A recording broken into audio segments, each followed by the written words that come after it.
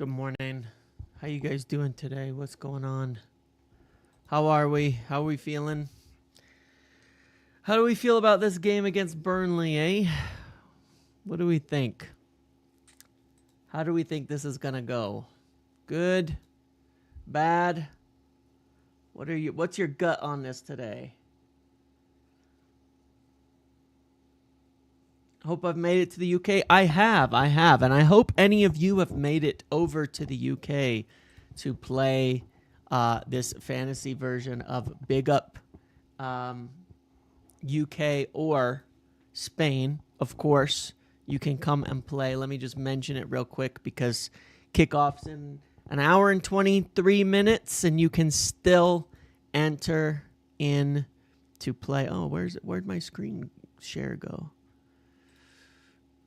There you go. You can still come enter and play. A lot of people enter at like the last minute. You can still come pick your team. You can still come play. And you can still come and win prizes. The link is below on that. You're in Spain. Nice. Good for you. There you go. Exactly. But yeah, how we doing, everybody? How are you feeling today? Obviously, we got the Rasmus Hojlund. Here we go to Napoli just a little bit ago as well. So good luck to him heading over to Napoli. And yeah, I did forget that. What's this? You mean that thing I was showing on the screen? This is the fantasy game over on Big Up where we do the watch-alongs, where you can compete, use your budget, cost $3 to enter, use your budget, pick 5 players, compete against the rest of the community, and win big prizes. And right now, you've got pretty good odds because not too many people have entered as of yet. So good odds at the moment for you if you come join. Link is below. But yeah, I forgot that Hannibal is over there playing for Burnley. So I really liked Hannibal at United. I really liked him as a youth player for United. I'm glad that he's had a decent career and has kind of settled in a good like English pyramid team, and a team in the a solid team that I like, and I'm happy for him in that we got it. He was one where we did get him out on loan. He got some chances and at least has found his place in a team. So good for him on that front. But yeah, the Rasmus deal is very good. So in the short term, let me look at that and just explain the financials on this a little bit. In the short term, 6 million loan fee, buy option becomes mandatory under certain conditions of 44 million euros. I think that's qualifying for Champions League. The reality is it's probably going to save us about 60 million. No. 55 million euros, essentially. 44 million coming in, saving 5 on salary, 6 on a loan fee. So 50 million euros coming in, 5 saved on salary. Realistically, when you take some payoffs, let's call it 50 million euros. Realistically, this Rasmus deal will be about a savings of about 15 million a year for us, just because we're not really going to make any profit, though it doesn't matter. We will get a savings on however much, against PSR, it's going to help us with about 15 million this year, which 15 million is quite good. That's amortized amount. So that certainly opens up the space for spending. Yeah, definitely opens up the space for spending right now. We could.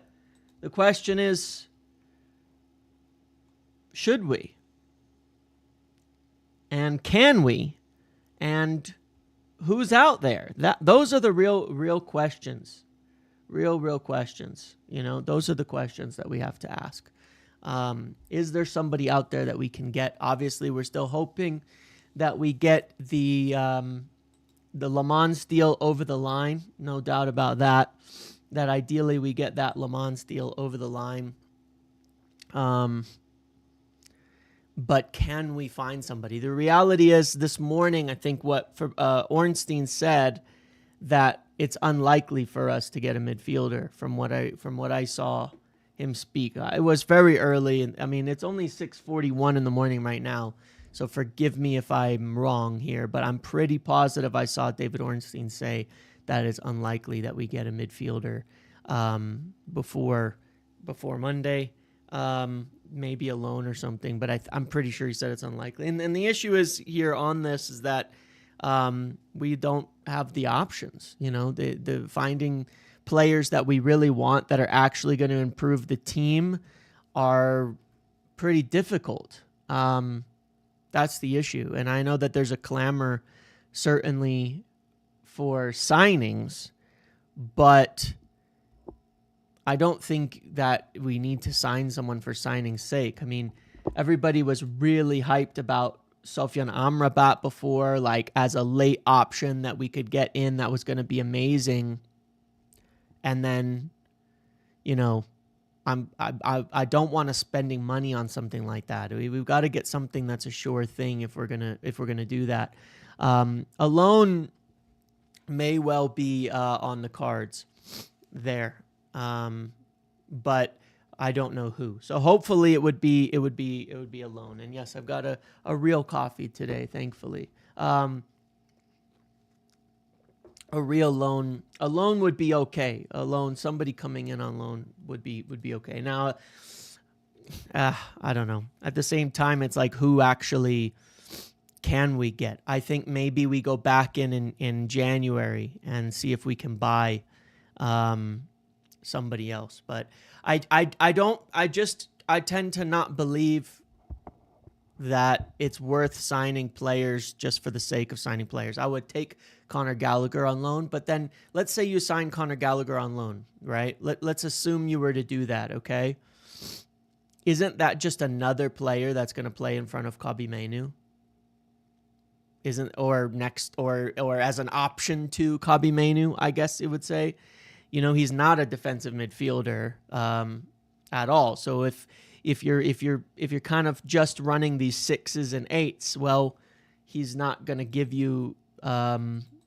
He's not going to be next. He's not going to play as a 6 in this system. So it's just another option. It's not really the right position. Even though I quite like Conor Gallagher, you're talking about another player that is in Kobbie Mainoo's spot, which is seemingly kind of a problem, obviously, for everybody involved. So I don't think it's necessarily that simple. I would have taken, at this point, certainly, I would have taken Palhinha on loan. And now people will say that certainly we should have and say it was a huge mistake, but people hated the idea of Palhinha just a month ago.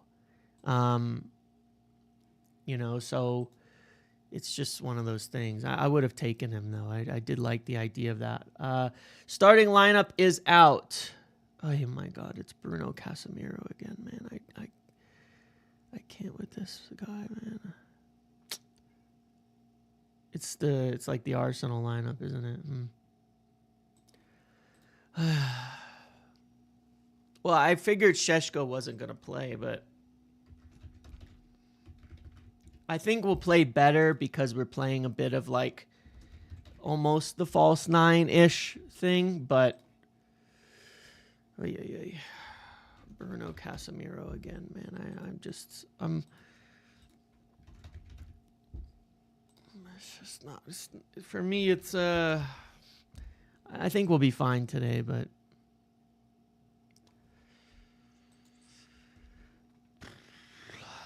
it just feels a little bit pointless to me to keep playing them. It's Arsenal, right? That's what we've gone for. We've gone for Arsenal, the Arsenal lineup. Wait, no, Dorgu's on the bench too. What am I missing here? Ahmad and not Dallo at left wing back, dude. Oh man.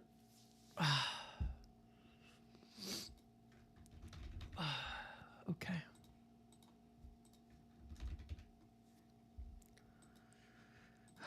The Obrigado tax might be real. It might be real. Unless it's Shaw out wide and Dallow's in the center back, but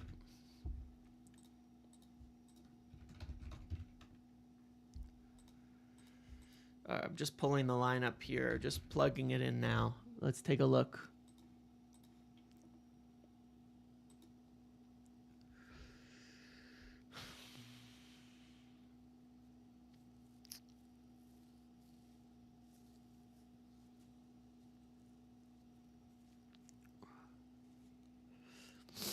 Okay, well, let's see how we do today. We need to win. Just win. I don't particularly care about what the performance. I mean, I don't really care about the lineup because I was happy about the lineup versus Grimsby, and then they came out and played like shit. So I was happy about the lineup against Grimsby. They played like shit. I was unhappy about the lineup against Arsenal, and they played well. Does it really matter? At the end of the day, they just have to win some games.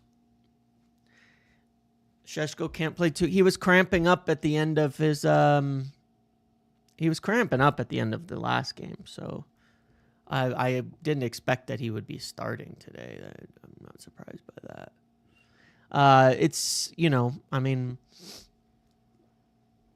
I'm sure he will play soon. He got his way to start in the midweek. There's things that you can certainly overreact about, and that is one of them. He'll be fine. I didn't say performance doesn't matter. I said we just have to win games. Like, we don't know what is going to perform and what's going to not. I thought Wednesday was our best lineup, and we played like shit, and we played awful. And I was unhappy with how we started off against Arsenal and with the lineup, and we performed really well. I still have my own kind of disagreement about this Bruno Casemiro thing. I think it's bad. Even if it performs okay at times, my concern is that it's pointless for the future, So yeah, I mean, Cunha's played decent in the starting role. Maybe Šeško's just not ready. I'm not going to criticize too much for not picking Šeško yet. We don't know why he's not started. We don't know why he's not started. That's what we don't know. The back four is good. It's fine. I understand the picking of the back four. I understand still wanting to have Ahmad to go for attacking. Yeah, I don't know. I don't. This isn't a big deal to me because I would have picked someone like Xerxes or something like that. But these are three right here are my big problem. Dorgu may not be fit or maybe too tired or whatever. I don't know. Actually, he took him off early on in the last game, so I doubt that he's tired. I just don't like this setup of these three. I mean, I understand Bruno playing, but Casemiro and Dalot at left wing back is... those are some questionable calls for me. Questionable calls. But, hey, it is what it is, man. It is what it is. I just want to see what happens. I just want to see what happens.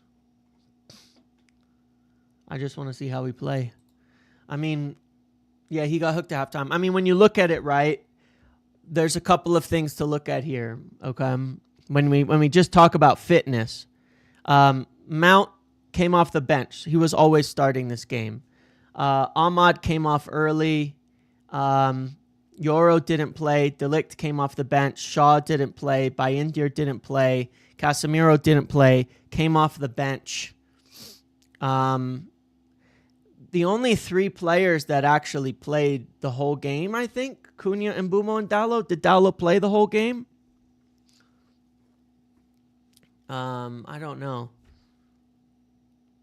Oh, yeah, Fulham have been robbed here. Like, I don't want to hear anything about performance and shit. Chelsea have been gifted a 2-goal advantage here by the referees. 2-goal advantage by the referees today. This should be a 1-0 Fulham win. Actually, this is it's arguably 3-goal swing, a +9 goal off of a corner. Fulham get their goal chalked off, and then you have to take ages to call a new penalty. And Mbeumo did he came on too, you're right. Subbed on. So the only player who played the whole game was Cunha in this 11, right? I would imagine that's part of it. Yeah, Mbeumo came off the bench. I would imagine that's part of the lineup selection in terms of being fresh. That's why I expected a lot of these players to play, like this back three, Ahmad, all of that. But I would have picked maybe Xerxes for Cunha today, but I don't know. I would get Xerxes in. We just have to be attacking today. When we make subs, when we make changes, we have to be attacking. You could bring on a more attack. You can bring on, obviously, Dorgu, Xerxes, Šeško, and Kobbie. Those, if I was to pre-plan 4 substitutions,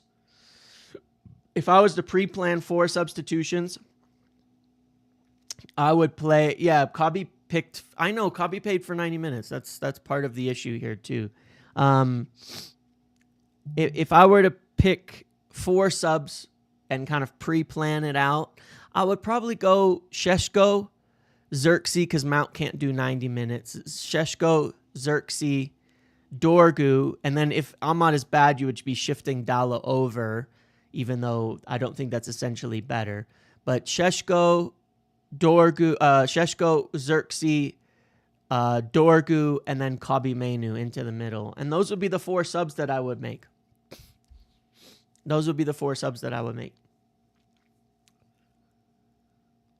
Yeah, exactly that. Those would be the 4 subs I would make. Šeško for one of the front, Xerxes in here, Dorgu over here, and Kobbie Mainoo off of the bench as well.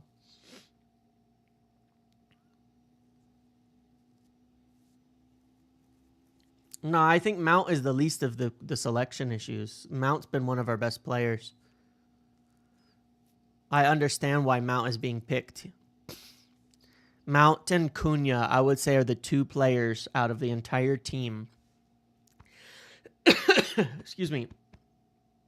Mount and Cunha are the 2 of the players I would say out of the entire team that are getting it, that are understanding the system. Like, if I were to look at who I think is getting it, Mount and Cunha are getting it. I don't think Shaw, De Ligt, and Euro were great. I don't think Shaw was great the last game, but they've been pretty good.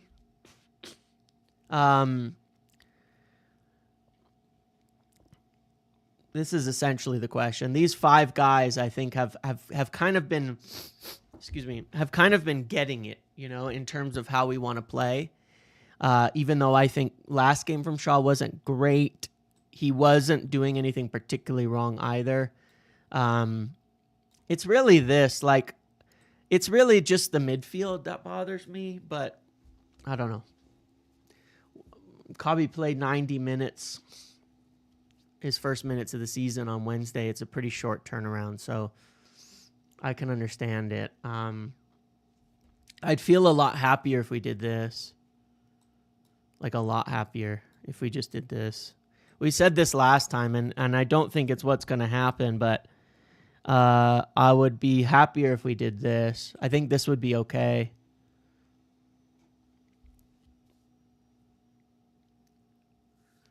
Yeah, I think Mbeumo's fine too, and he scored a goal in the last game, and I think that he's good. But I would be a lot happier if we did this. This would be it. Then I'd be like, you know what? That's cool. That's cool. That's cool. The midfield's been subpar, yeah. But what are the options? Like, I'll be real to you for a second about this, okay? Just in my opinion, and I'm kind of done being overly overly negative on this all. I'm pretty done being overly negative on it. I don't see the point. The fact of the matter is that every single day, every single game,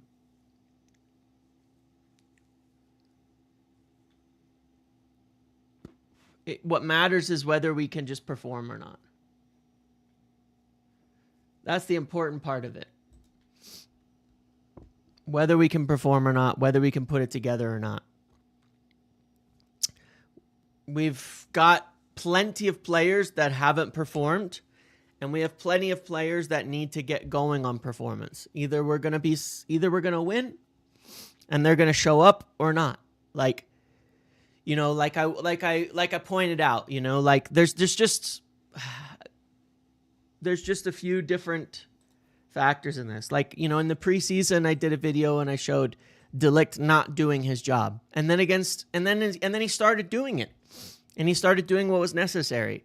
That's going to have to happen for so many players. Give me 1 second.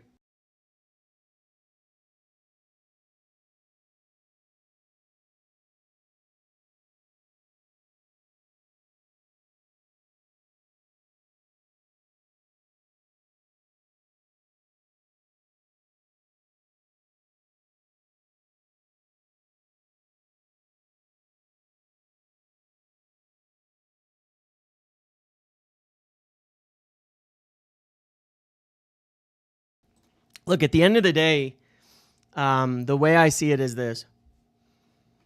If this team can't beat Burnley, then it doesn't matter, guys. Like, it's the same as Grimsby. It's the same as these other games. There's enough talented players in this team, enough good players in this team to smack Burnley, okay? That's the truth of it, okay? There's enough players in here to smack Burnley, and we can talk about the manager, and that's fine, because that's his job, is to get a tune out of him. But the reality is, there's enough good players in here to beat Burnley, and there's enough good players in here to put in a good performance, and there's enough good players in here to win. You know, it happens a lot. You know, it's kind of funny. One of the things I've noticed over the last few years, which is frustrating, is that, but it's obviously sometimes goes to show, like, we don't know, obviously, everything that goes on. So many times over the last few years, I remember we go, oh, we're really happy with the lineup, and then we get smacked. And we're unhappy with the lineup, and they play well. And, you know, it is what it is, man. It is what it is. I think that we can't, again, it's kind of like Arsenal. We had the same reaction to Arsenal, the exact same reaction to Arsenal, and then it was our best performance. We had the same reaction to Fulham, and then we performed very well in the beginning. And if Bruno hadn't essentially lost his head in that game, we probably win 2 or 3-0. So it is what it is, man. He survives all these Dallo's a marvel. He survives all these managers. He's so bad. Now he's part of the Happy Time Leader Club. In other words, yeah, I don't know, man. I don't get a couple of things, but it is what it is. There's some things I don't understand. Like, who's performing in the team right now? You know, Dallo. I like I said, there's things that I'm not gonna say that make sense to me. I've said a few times, but who's performing? You know, who's performing right now? That's the truth of it. Like, that's the question. I know Dallo's playing left wing back. I said I feel better if you put him in a different spot, but who's performing? You know, that's my question. Who is performing where we can say, oh yeah, that's the guy that's playing well? The only answers that I have to that are essentially like Mason Mount, De Ligt, Yoro, maybe Mbumo, maybe Cunha as well. And they're starting whenever possible, right? So beyond that, I don't see the point in getting too critical, frankly. I just don't see the point in getting too critical at that point in time, because there's not that many players who are performing as of yet. 5 are.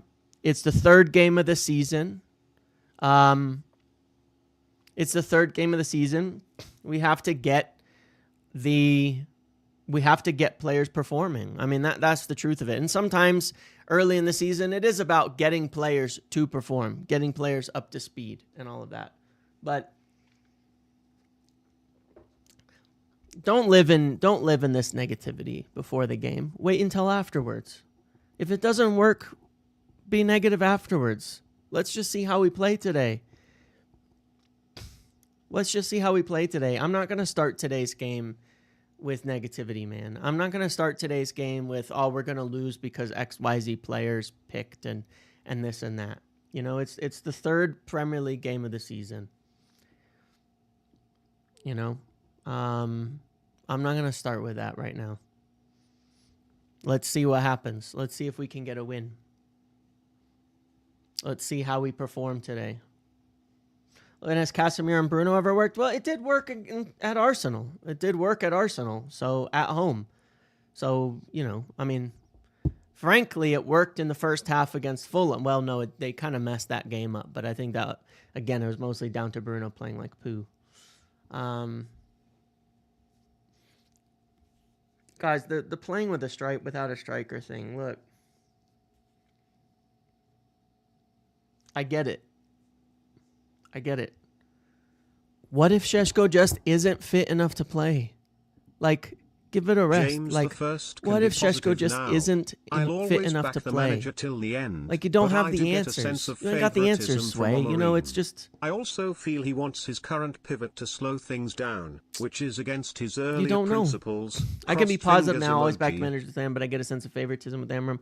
I also feel he wants his current pivot to slow things down, which is against his earlier principles. Yeah, look, I've got plenty of my concerns. So I have them. I'm worried about certain things. There's things that bother me. I'll worry about it when it's due. I'll worry about it when we're supposed to worry about it.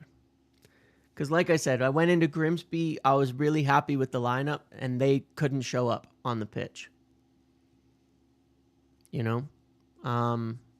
Maybe he's picking players on the basis of who he feels in the last 2 days have shown that they want to play. I mean, look, reality is people can't accept this aspect, and it's tough. And managers, they get it wrong, they get it right, okay? And let's see what they do. Let's see where we end up with this. A lot of players didn't show up. Maybe they're unfit. Maybe they had a bad day. Maybe they didn't, you know, train well in the last 2 days. We don't have the answers to those questions. We just don't. We don't have the answers. It's the third game of the Premier League season. A lot of players have to turn up. We need more than 11 players to be good this season anyway, you know, if we're going to have a good season. So after the game, during the game, if things are going poorly, we can talk about it. But I'm not going to do this thing again. Like I said it ahead of Arsenal. I said it ahead of Fulham. I'll say it every game moving forwards. Before the game, I'm not going to worry about it. Before the game, I'm not going to be upset about it. Until we keep losing. If we keep losing, you know, if we can't win a game against Burnley and perform well, then so be it. Mainoo has told the manager wants to play. I'll be honest with you. Mainoo can't start today. You can't spend 2 days telling the manager you want to leave and get picked to start. Even if you wanted to start him, he cannot pick Mainoo right now. You can't pick a player whose head is not in it to start. You can say no wonder Mainoo wants to leave, but I actually disagree with that. I think Mainoo's in the wrong a bit here. I think Mainoo's in the wrong. That doesn't mean I want Mainoo to leave or go anywhere. That doesn't mean I don't want Mainoo to play. but you have to bench Mainoo. You can't spend 2 days demanding to leave in the final 3 days of the transfer window and be picked to start. You just can't. You just can't. And it has nothing to do with taking sides or anything like that. It's just the principle of the matter. You cannot pick players who are not committed. You can't pick players who don't want to be there. You can't.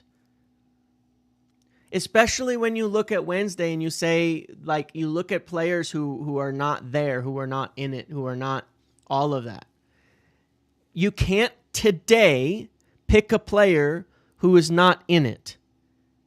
I'm not saying you can't pick Kobbie next game after the window closes. I'm not saying you shouldn't have picked Kobbie before. I'm not saying that Kobbie shouldn't play multiple games moving forward, but you can't pick him today with everything going on. You just can't, unfortunately.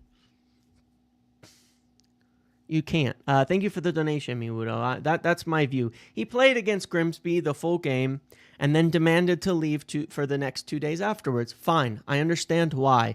But you can't be picked. You can't be picked to start after that. It's just not, it just can't happen. I'm sorry. It's just not how it works.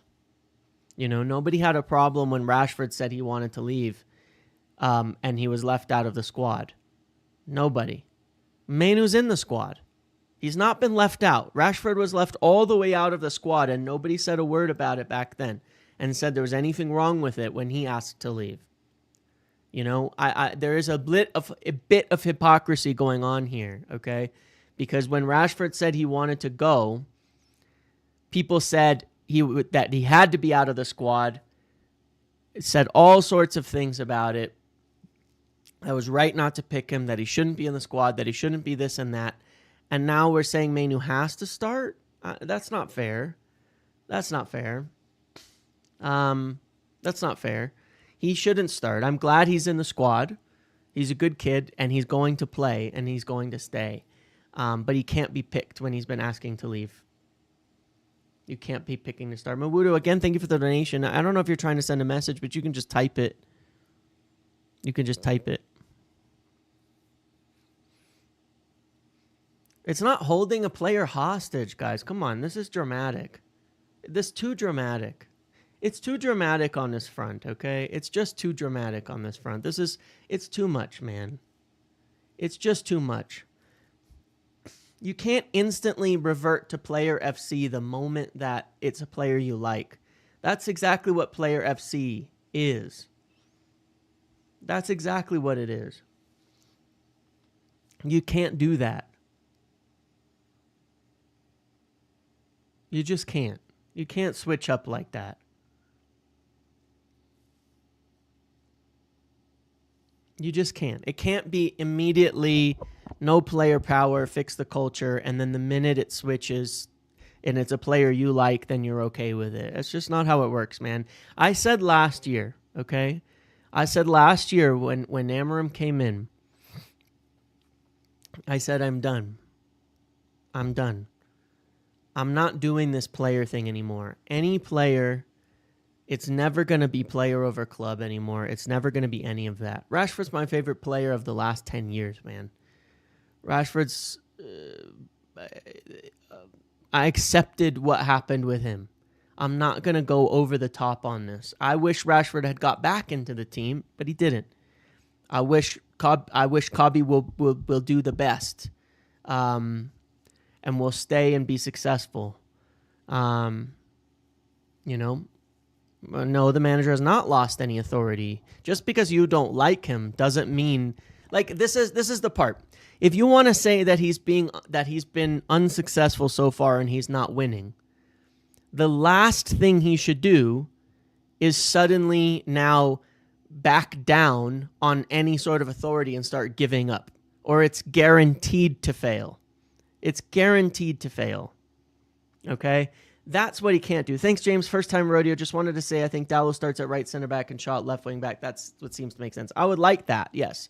I'm not sure he will, Mawudo, but I would like that. Thank you for the donations, and no worries, man. Thank you for that.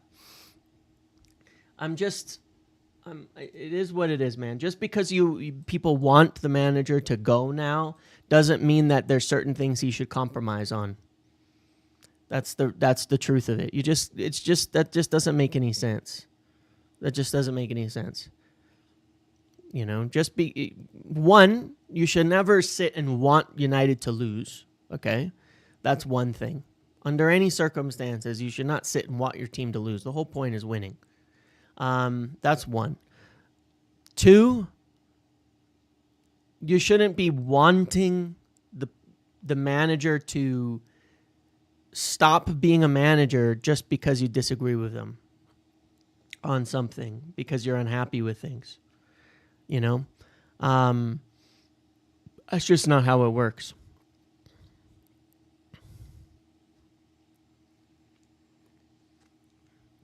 If we lose to Burnley, would be Emma Mount. I don't see the point either way.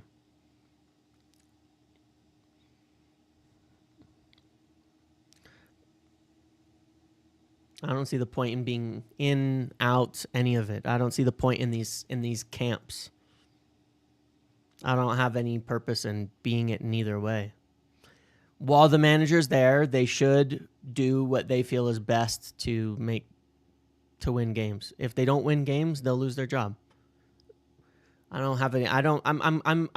bored. We've been 10 years we've been doing LVG in, LVG out, Jose in, Jose out, Ollie in, Ollie out, Ten Hag in, Ten Hag out. I've participated in all of it. I don't care. I just don't care to do it anymore. After failing continuously over a decade, we're not going to influence it. We're not going to change it. We're not going to make them do something that they don't want to do. We're not going to affect it in any way. I'll discuss it from a point of objectivity. If he wins games, he'll stay. If he loses games, he'll end up out of the job. So he's got to win games. Dowlow being handed starts after failing continuously over a decade is exactly what's wrong with this club. There's no accountability for poor play. Yeah, look, I don't disagree. I think I don't understand Dowlow, but at the same time, I also recognize we only have 3 fullbacks at the club right now. Diego Leon obviously viewed as not ready as of yet to play in the senior level, in the Premier League level. But yeah, I have my own doubts about it. I think there's a lot of players who need to go. I think there's a lot of players who need to leave.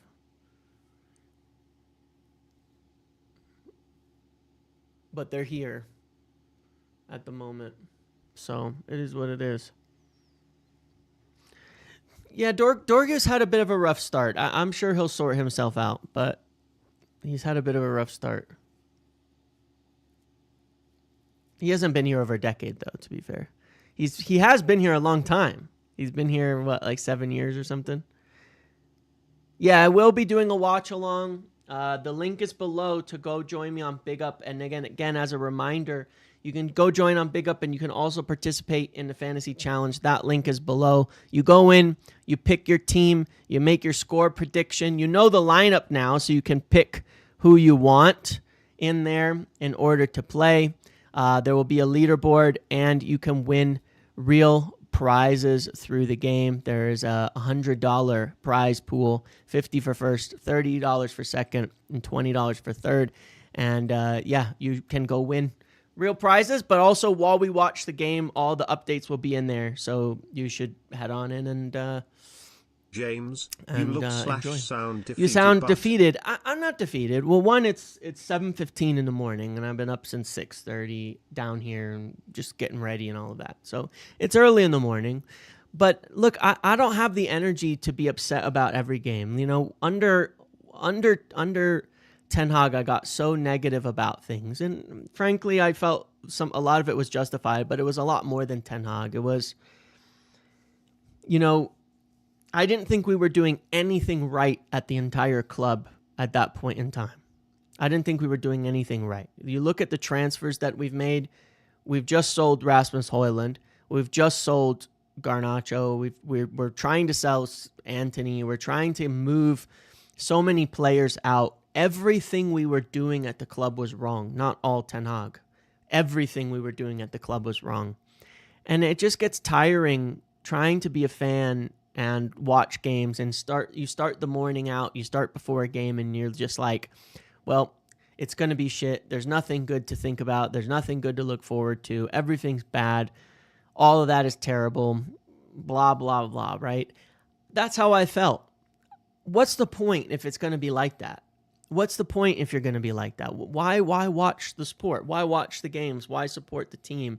Why take part in that? I hate that. I wish I hadn't felt that way, and I did for too long. What I'm positive about right now, yeah, Dorgu did take a knock, didn't he? What I'm positive about today and why I don't want to be down there, I'm fairly neutral, but what I'm happy to see is that I think regardless of, yes, take a trip to Spain or the UK, regardless of Ruben Amorim and how he works out or not, I think there's a lot of good things that are happening. That doesn't change one way or another. There's a lot of good things that are happening. I think we're getting good players. I think we're overhauling things, and I think some of what we're dealing with is just the pain of all of that and the difficulty that goes when you're reorganizing and refixing and essentially rebuilding an entire football club, as it is in any group or any business or anything like that. There's always going to be a bit of chaos that goes on, but I think a lot of good things are happening. I think that regardless of the manager, we're going to have good players who are going to improve, who are going to play well. I think Cunha's, the more he plays, he's going to get better and better, and Mbeumo will find his place. And one way or another, we're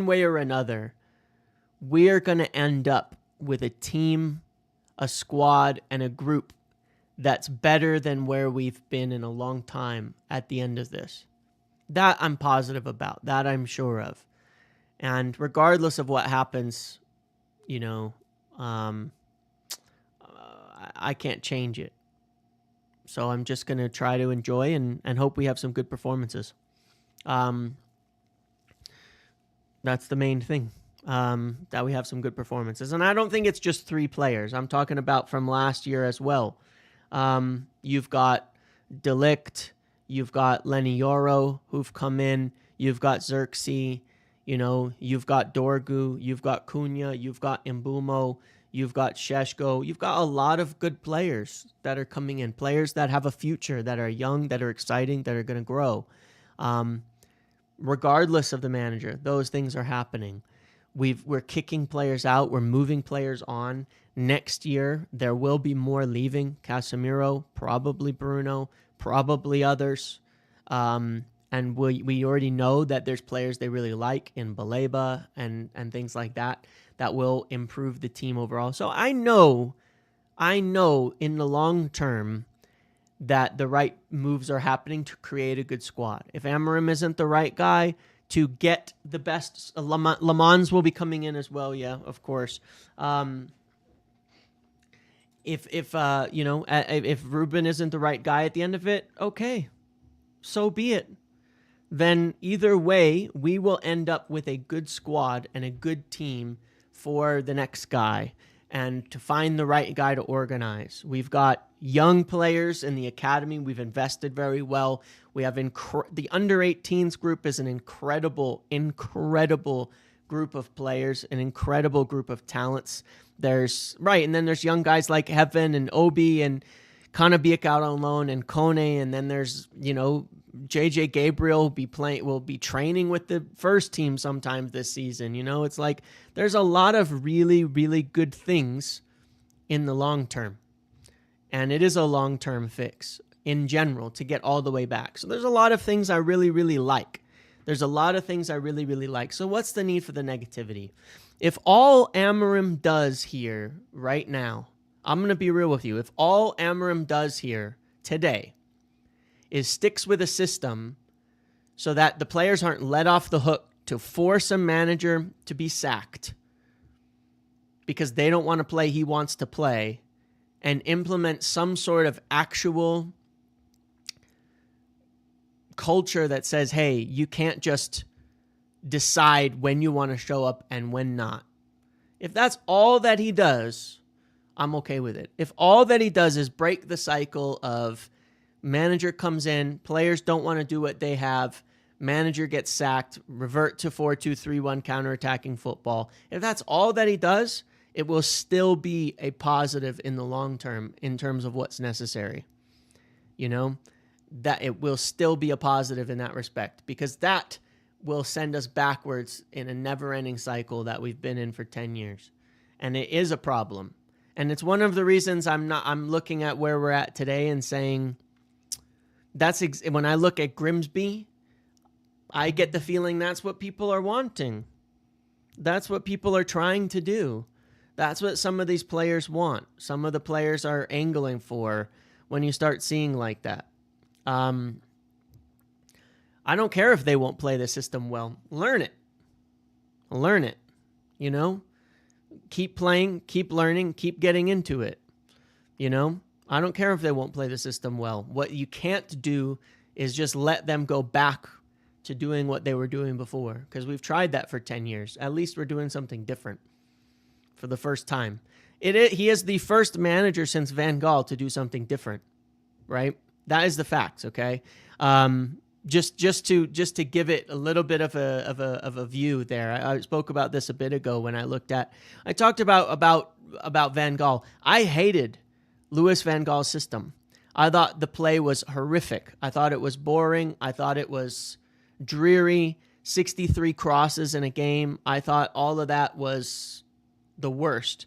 But I've said many times that I've given a lot of credit to Van Gaal because he was actually building something, and he was actually sticking to those principles, and he was actually working along a way that it was. And the rest just kept breaking. And, at the end of it, that is what it is. If Amorim doesn't win, he will leave. He still has to win too. But if he doesn't win, he will leave. Regardless, we have a game in 35 minutes, and I'm not going to do all of that. And, LVG tried to gut the squad too. Louis Van Gaal tried to gut the squad too. Yeah, he did. Yep, he really did.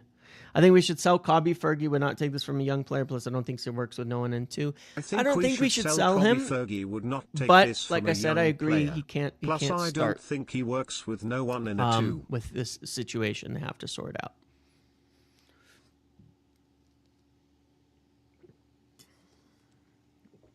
Yeah, I would have always been curious what Van Gaal's season 3 would have looked like as well. 20 years and you're actively rooting against the club tonight. See, that's a shame. That's a shame. We haven't had 10 different systems with no luck. Trident. I disagree with you. We've played the same system since Jose Mourinho. The same system since Jose Mourinho. We haven't changed it.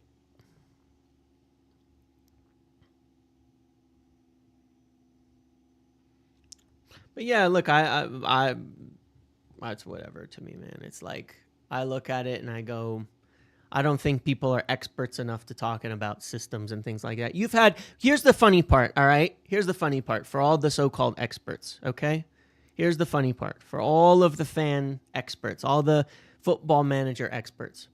Every single ex-player, every single ex-United player, every single one, after the Grimsby game said it shouldn't matter. Every single one of them said it doesn't matter. Every one of them. Every single person who's played the game said that it doesn't matter. That when you play Grimsby and you do that, it doesn't matter. It doesn't matter. The people who've actually played, that's what they say. The people who are actually experts in this area, that's what they say. And I'm not talking about armchair experts. I'm talking about people who do that. What you mean by that is you obviously understand people are complaining about Aram's system and crap. Right. Fair enough, United Trident. I do agree with you in that sense. Every single manager's come in and then people say, oh, I don't like that. Every single manager's come in and says, oh, I don't like that. Everybody's thing is come in and says, oh, I don't like that. Yeah. And then you just go to another one and you go to another one and you go to another one and you go to another one. and then nothing works. And at a certain point, you go, hold on a second. Maybe that's not the issue. Maybe we've just never built a big team, a good team. Maybe we've just never built a big team. Jose's 4-2-3-1 I understand that their ideas were different in general, but a lot of it was the same. Deep line, fast transitions.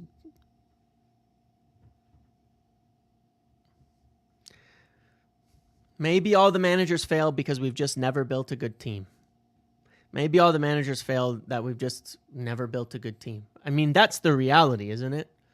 Unless we think they were all bad managers. That Van Gaal, Jose, Ollie, Ten Hag, everybody was just a bad manager. Maybe they were all awful managers, the worst managers. Or maybe we just never built a good team. Maybe we just never built a big enough team.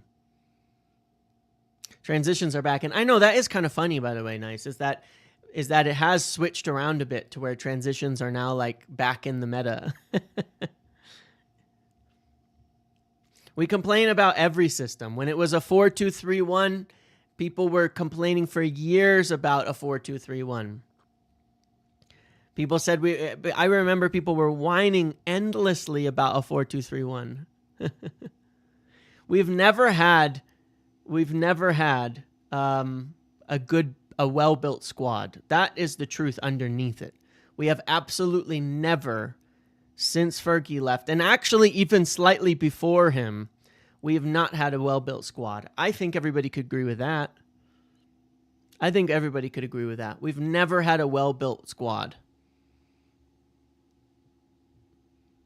And every time we have a poorly built squad, we blame it on the formation, the system, all of that kind of stuff. That's what happens. And the reality is that it's always been about building a better squad. 90% of football is building a good team. 10% is the tactics. And you can go back. I've said that well before Amorim in terms of my view. I think that on average, managers affect you by a few positions in the league, kind of at most. Actually, some decent evidence to support that, by the way. Squad quality and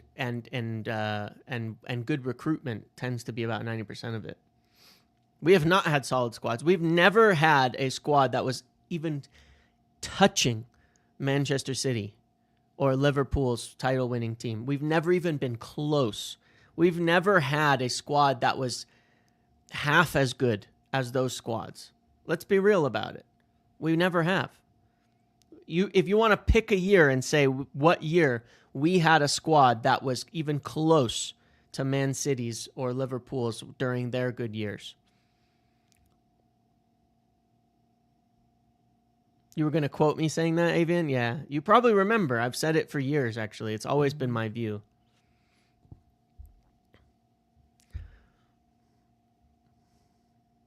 You know, we've never had it, unfortunately.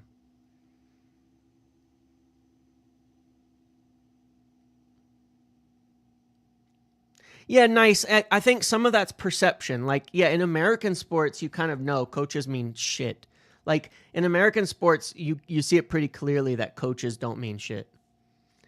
In football, you get the impression it's much more significant. But then you look at it and you go, hang on a second. Jurgen Klopp and Liverpool built a really good squad together. And I think that what managers do the best managers, what they do is they build good squads and they figure out how to organize good squads and they figure out how to put them together. In fact, you know, Sir Alex Ferguson, if you were to say, what did he do best? What did he do best? What was his best trait? Do you think it was coaching? Like on the pitch, tactical coaching? Do you think that was what Sir Alex did best? Do you think that he did best? Because I don't think so. I don't think he was the best at that. In fact, in many individual games and big tournaments in Europe, you know, didn't go so well. I don't think that's what he did best. I don't think that's what made him the best manager. I think what made him the best manager is he was everything, right? That's what he was at United. He was everything. He was also the recruitment guy. He was man management, and he was also the recruitment guy. He was the guy who would kick players out, and he was the guy who would bring players in. And he was the guy who would organize the best squad. He would pick the right players. He would motivate them. He would kick people out, all of that. He wasn't even a coach. System this, system that, all of that. He built the best team, period. Correct? He built the best team. Nobody said he didn't understand tactics, Alfred. You're being dramatic. He built the best team. And he constantly changed it, too. And he kicked people out and when they weren't doing enough. He was practically a director of football who was on the pitch, but he was unique in that way, right? And that's what made him so good. That's what made him so good. But he built the best team for sure. I mean, even Wenger, I would suggest, I'm not saying he wasn't a good coach because Wenger was a bit more coachy as a coach, but he was an incredible eye for talent as well. In the way that he would bring youth players up and things like that and find the right people. He helped build a very, very strong team. You know? He helped build a very strong team. For sure. That's what he did.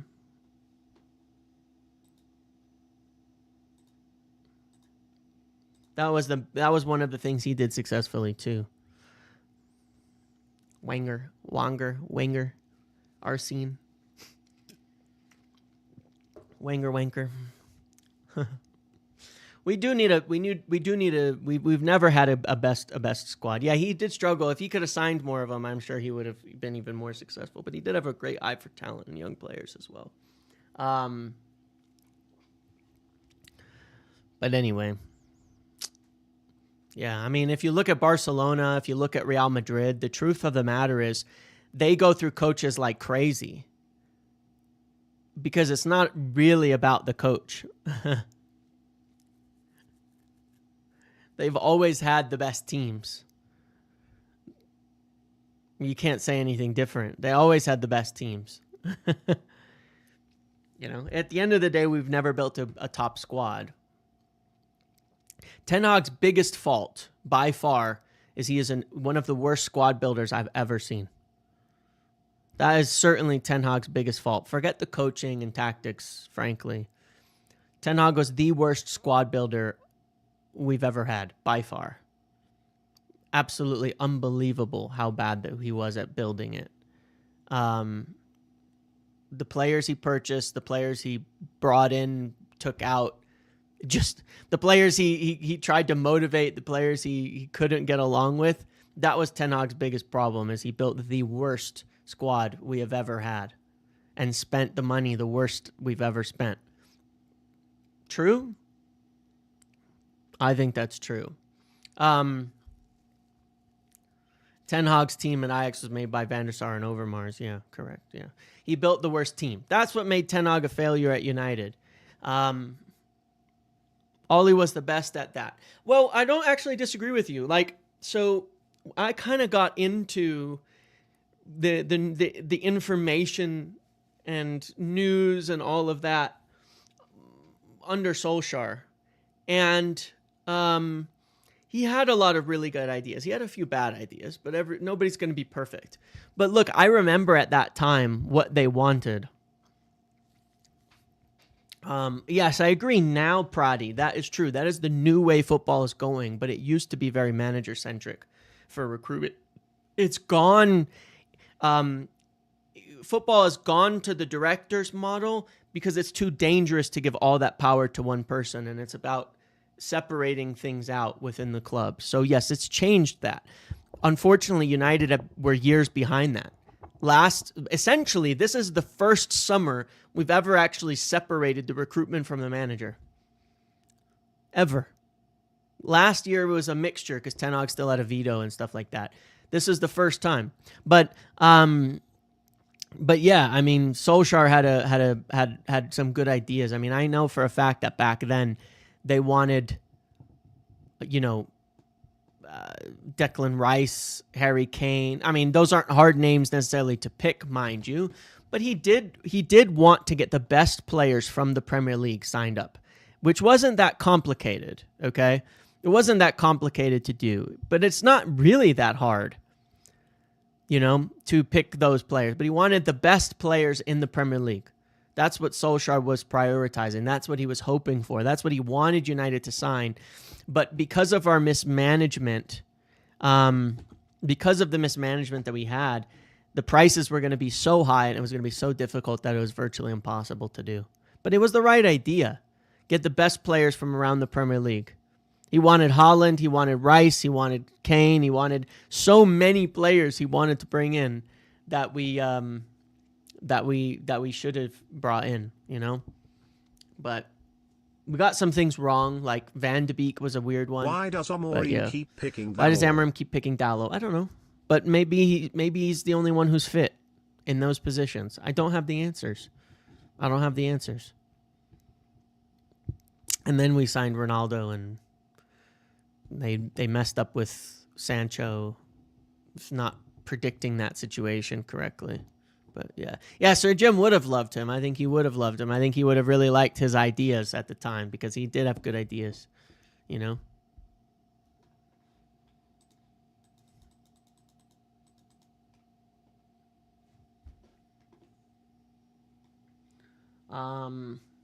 It will help Mazraoui coming back to give us some more options. That's for sure. But yeah, look, like I said, I don't see the need for the negativity on it. Well, let's see what happens afterwards. If afterwards we don't have a good performance and we can't win this game, then we'll all feel bad about it. We can complain then. But for now, I'm going to end it here and to go watch over on Big Up. I'll be starting the stream over there in about 10 minutes or so. So let's hope we just score goals, get a good win. Remember, come play the fantasy game. Come join over there. Links below. Quick trip to UK or Spain if you want. Let's go. Come join. Come participate. And otherwise, you can just hang out and watch the game. Enjoy the watch-alongs. They're fun. They get crazy. I get way more emotional over there. So if you want me to overreact, sometimes it's there. I can't help myself there. I don't try to. But when I can, I'm going to keep my composure. So we'll see what happens afterwards. But come join me over on Big Up. Click the link below to watch. Click the link below to join the fantasy. You don't have to join the watch-along. And you don't have to join the watch-along to play the fantasy. But you should do that.